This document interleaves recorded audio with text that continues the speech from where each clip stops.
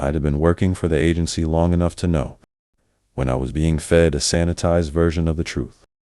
But when they briefed me about this particular operation, it didn't matter how much they polished it up, something about it stank. And the case officer in charge of handling let's just say unusual projects. I'd been on missions that bordered on the insane, but nothing had prepared me for what I encountered. The operation started as a civilian scientific investigation. Typical university stuff. A team of researchers from the University of Alaska Fairbanks had discovered a section of dense, remote forest somewhere on the outskirts of Wrangellus T. Elias National Park. Unlike the rest of the vast wilderness, this particular part of the forest was different. It wasn't just quiet, it was completely void of all sound. No birds, no wind rustling the leaves, no sign of wildlife. And according to the university, this eerie quietness was more than an oddity. It was scientifically impossible. The university research team went out on a 7-day expedition to study the silent forest. When they missed their pickup time, the university reported them missing and requested the help of search and rescue teams. When the reports hit the upper echelons of government, we were brought in. The silence wasn't just affecting wildlife. Communication devices didn't work properly. No signals of any kind.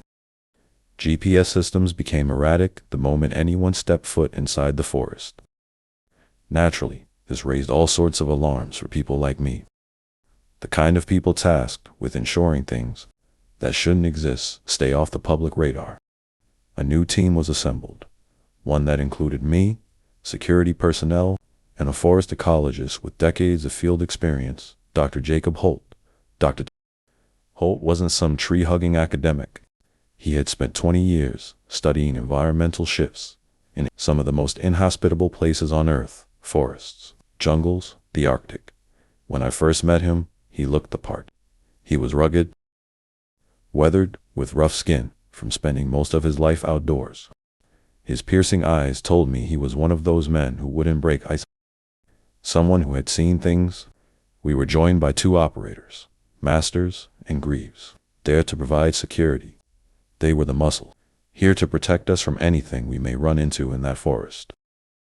Their faces were unreadable as they stood at attention by the helicopter, decked out in tactical gear that looked more suited for a war zone than a forest expedition.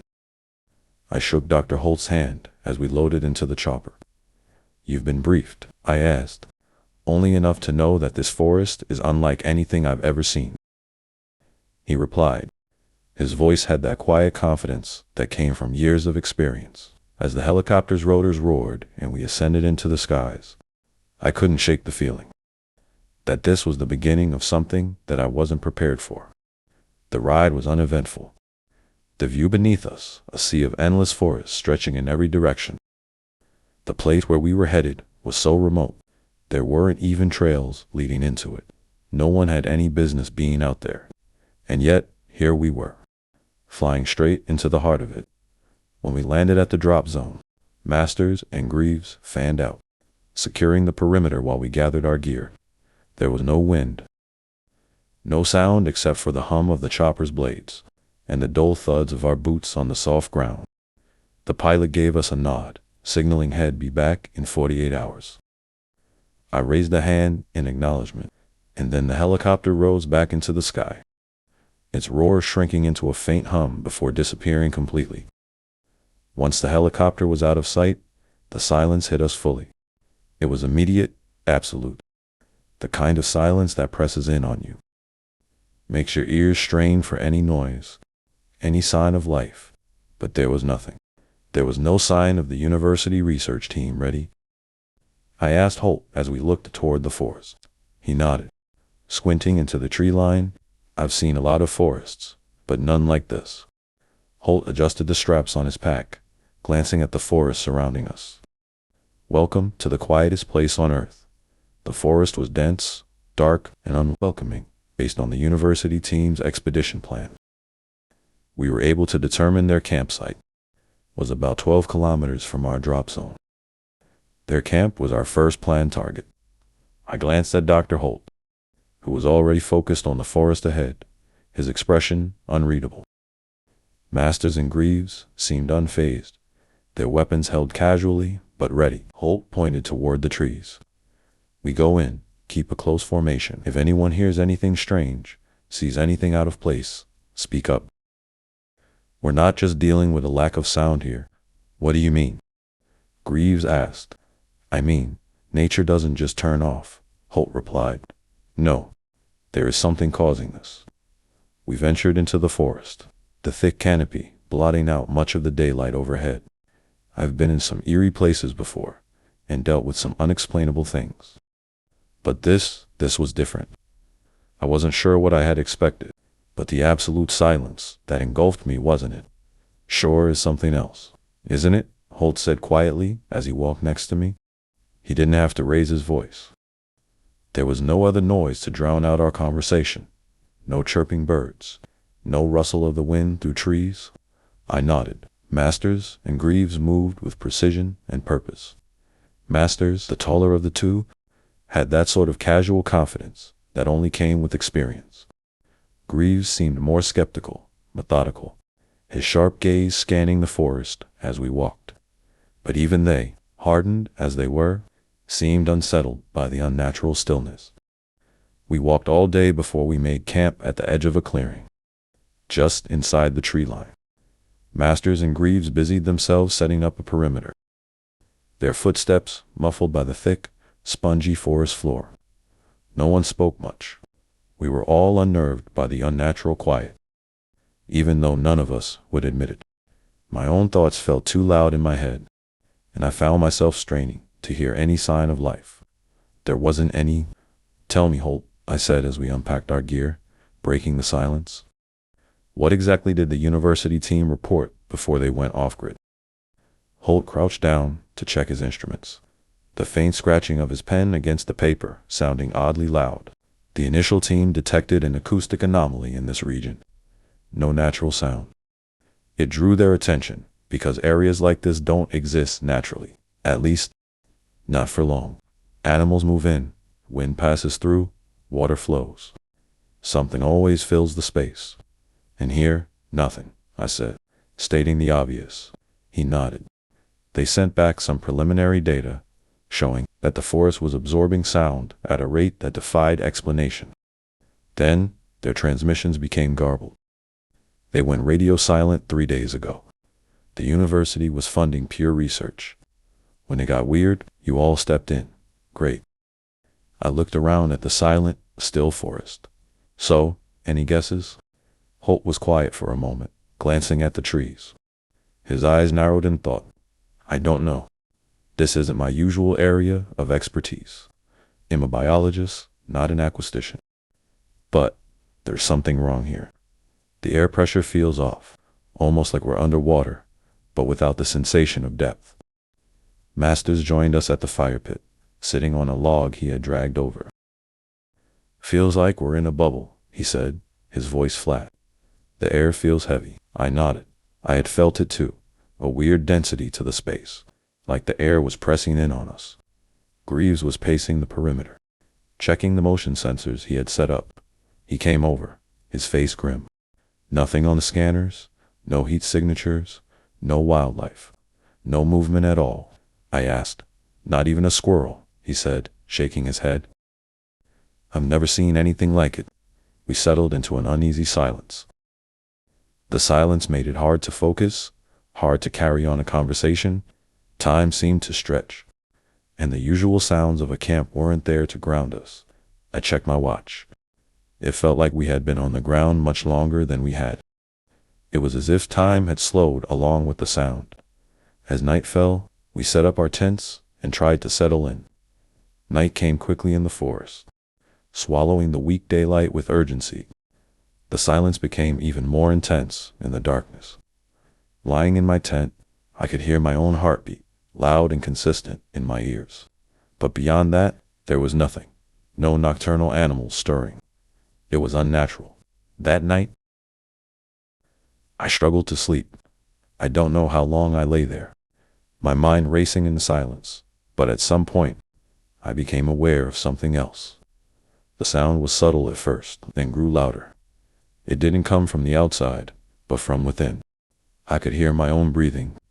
I could hear my blood pulsing through my veins. The creak of my joints when I moved, it was like my body had become amplified. Every internal sound magnified in the absence of external noise. I tried to shake it off, but the longer I lay there, the worse it got. The absolute silence mixed with the sound of my bodily functions made me feel nauseous. I could feel something, a strange pressure, like something was trying to squeeze out every sound, including the ones inside of me.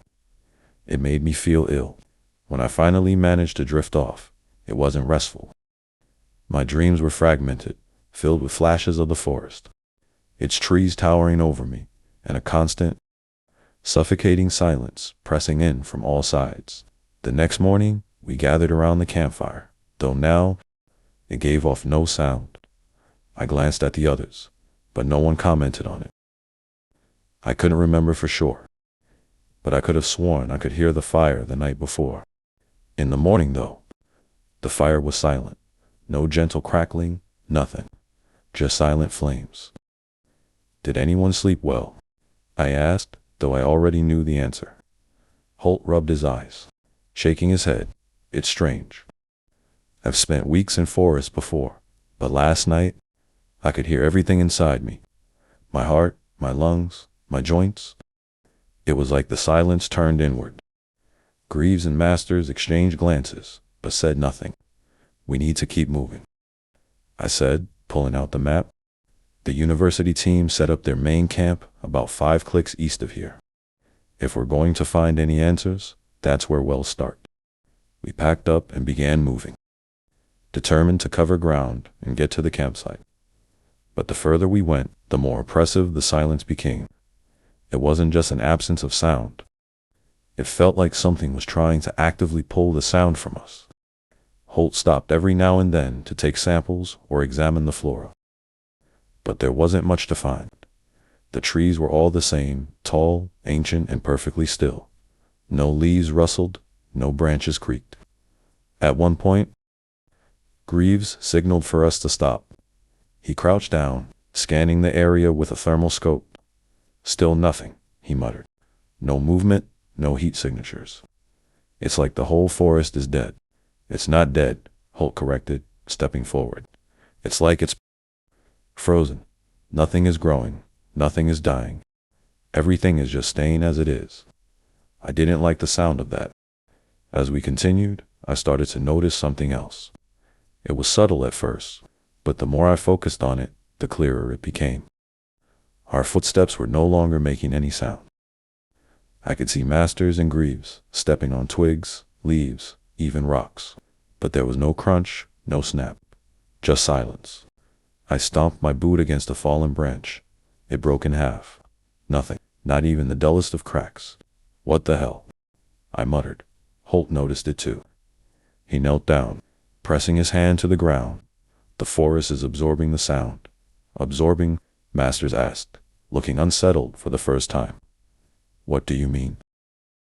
Holt stood, wiping his hands on his pants. Sound isn't just vanishing. It's being taken, consumed, absorbed, somehow. How? By what? I asked. Holt didn't answer, his face puzzled. I don't know yet. By midday, we reached the university team's base camp. The tents were still standing, but there was no sign of life. No tracks, no bodies.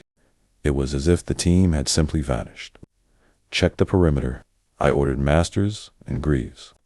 They nodded and moved off without a word. Holt and I stepped into the largest tent, which looked like a makeshift lab. There were papers scattered on the table, notebooks filled with data and observations. Holt sifted through them, his brow furrowed. They were studying the absorption, he said quietly, flipping through the pages. Measuring sound absorption rates, cataloging how far the phenomenon goes.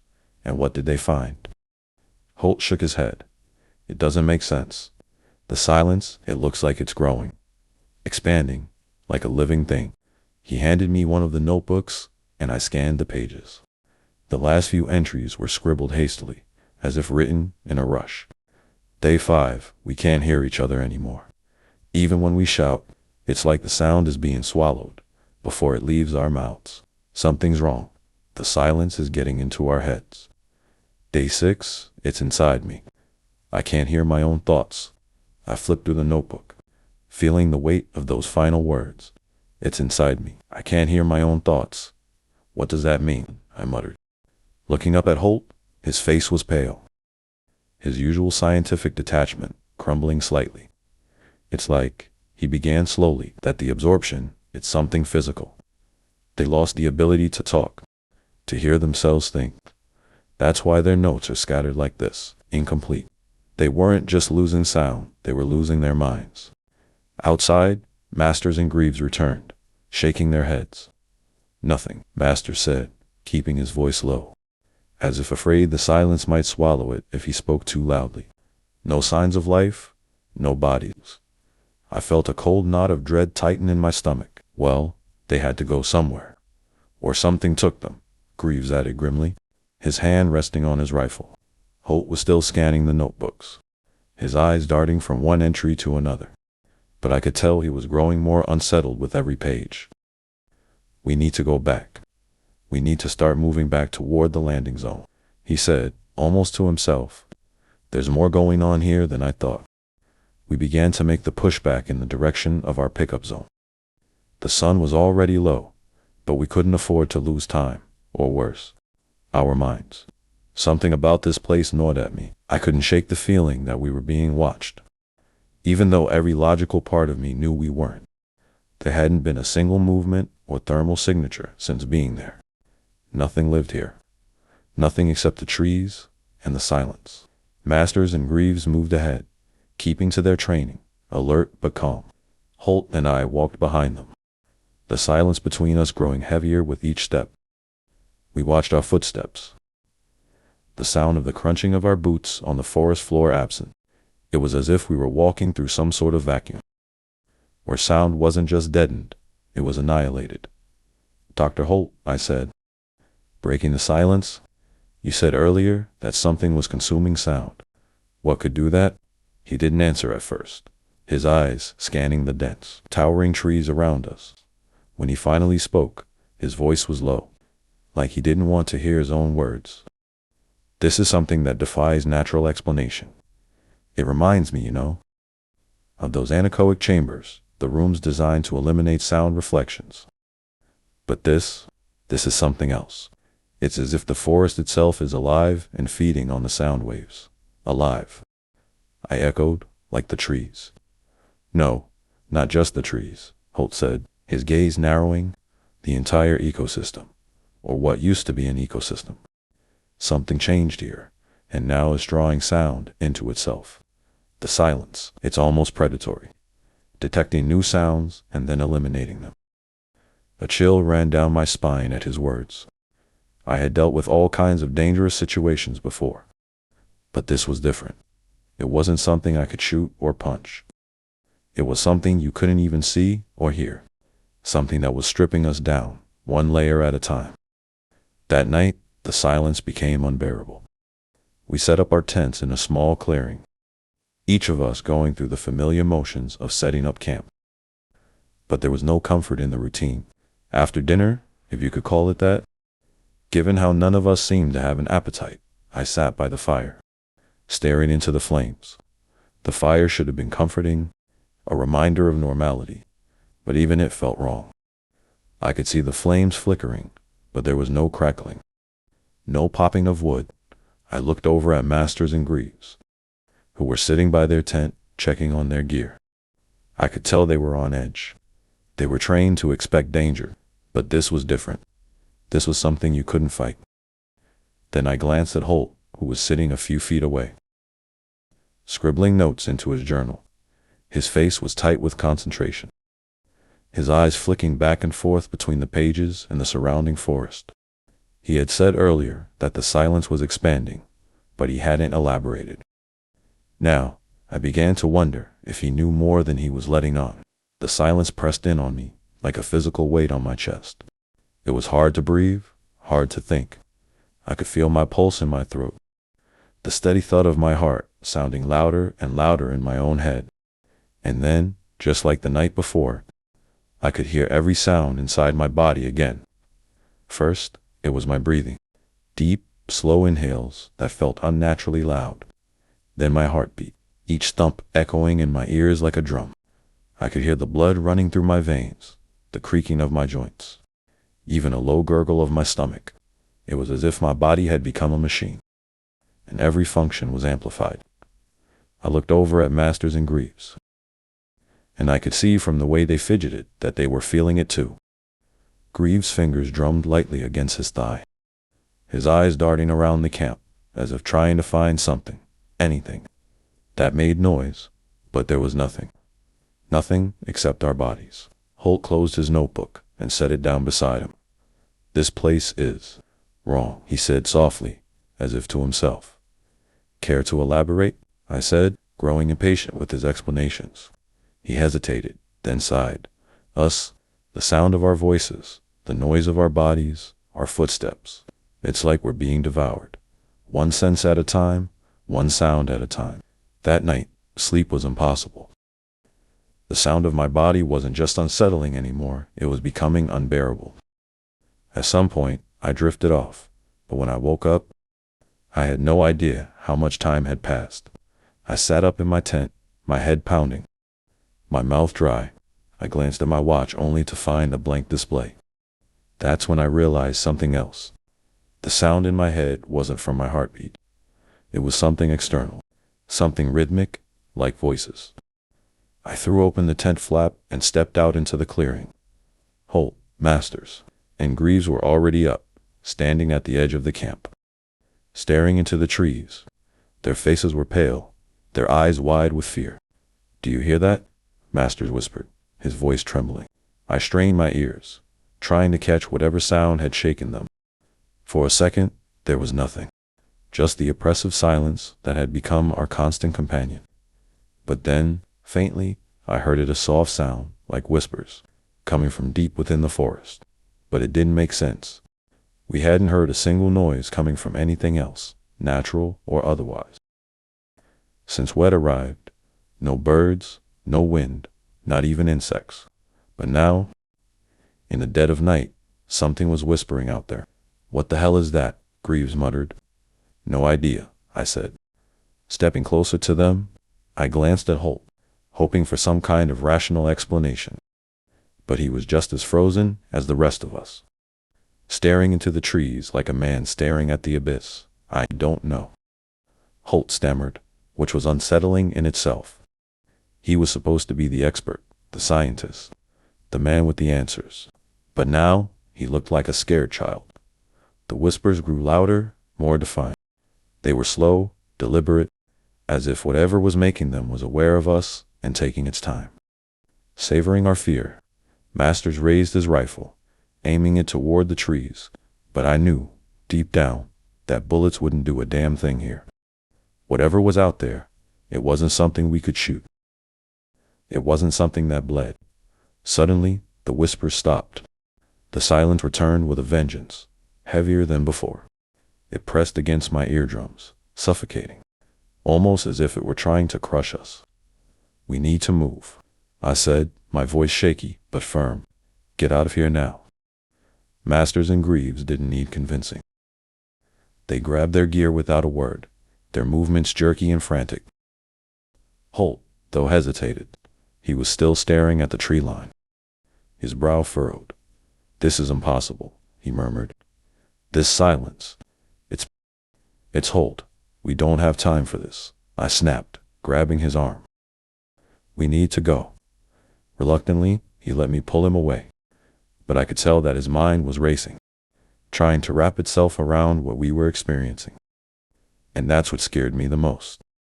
If the smartest man here couldn't make sense of this, what chance did the rest of us have? We packed up camp in record time, each of us moving with a sense of urgency that bordered on panic. The silence around us seemed to thicken, growing more oppressive with every second. It was like walking through molasses. Every step felt heavy, like it took more effort than it should. I could barely hear my own thoughts. My internal monologue, the constant hum of my mind, was being drowned out, bit by bit, as if something was reaching into my head and muting it. I began having trouble forming basic thoughts. I glanced at the others and saw the same panic in their eyes. They were losing themselves too. Holt was scribbling furiously in his notebook as we moved, his hand shaking as he tried to capture what was happening. But even his notes had grown erratic, half-formed sentences, fragments of ideas, nothing coherent. It was as if we were all unraveling. By the time we reached the next clearing, the silence had become something more than just an absence of sound. It was tangible, thick in the air, like fog, and with it came the whispers again. Only this time, they weren't distant. They were close, too close. "Do you hear that?" Greaves whispered, his voice barely a breath. I nodded, unable to speak.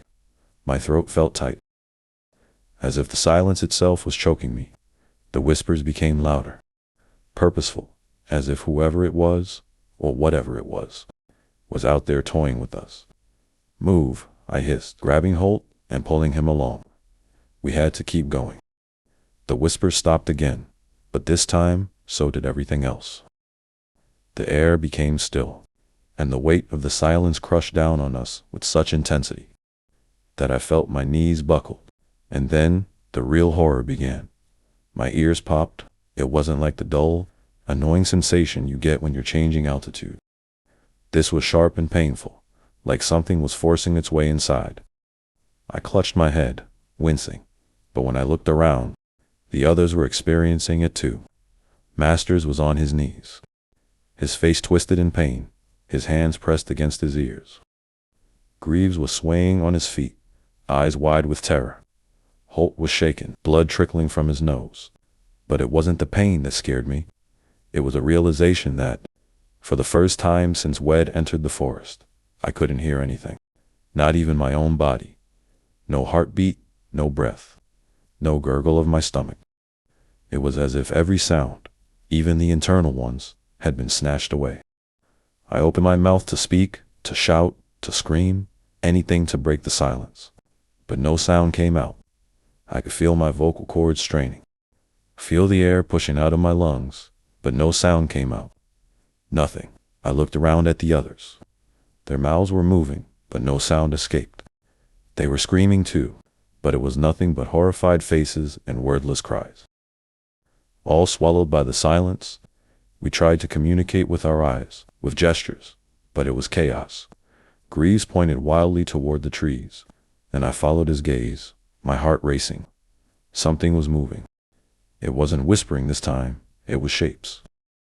Dark shapes barely visible against the backdrop of the forest. They flickered in and out of sight, like shadows caught between the trees. I reached for my sidearm, but my hands were trembling so badly I could barely hold it. Beside me, Masters and Greaves did the same, but I knew it wouldn't matter. Whatever was out there wasn't something we could shoot. We backed away, guns trained on the approaching shadows. Masters fired his rifle at the shadows, but it was pointless. I saw his muzzle flash, but no sound came out.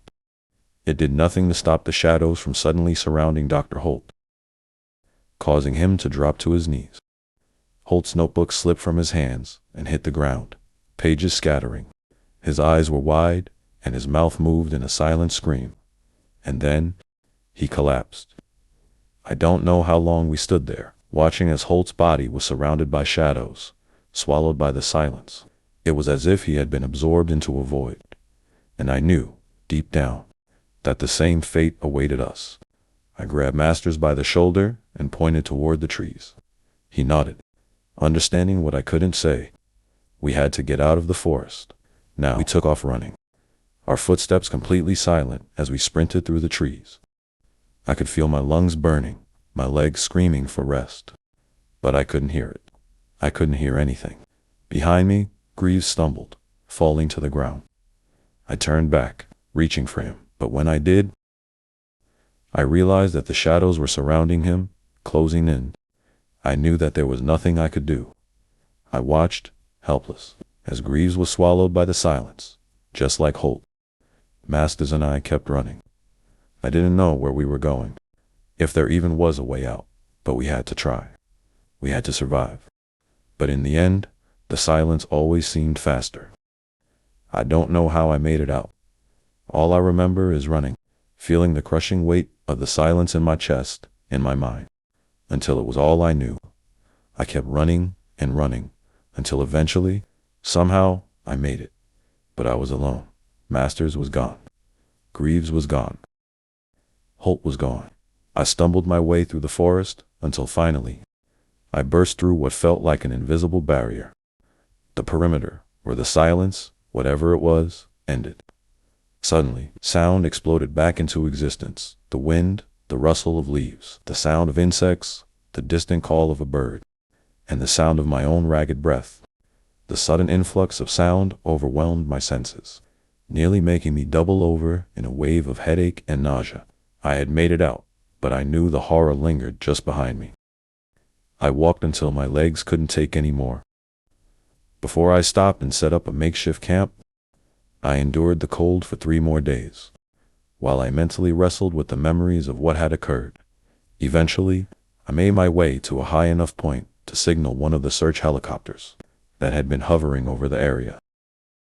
After we had missed our 48-hour pickup time, the sound of the rotor blades was a sweet melody of hope, bringing me to safety, away from the nightmare of that place. But even now, as I sit here writing this, I have trouble hearing my own thoughts. I'm terrified that maybe, just maybe, I brought a piece of that forest back with me. I'm terrified that somehow, it's creeping in, eating away at me, slowly devouring every sound, every memory. I don't know what the silence is. I don't know what the shadows were. I don't know what it wants. All I know is that it's alive, and it's hungry.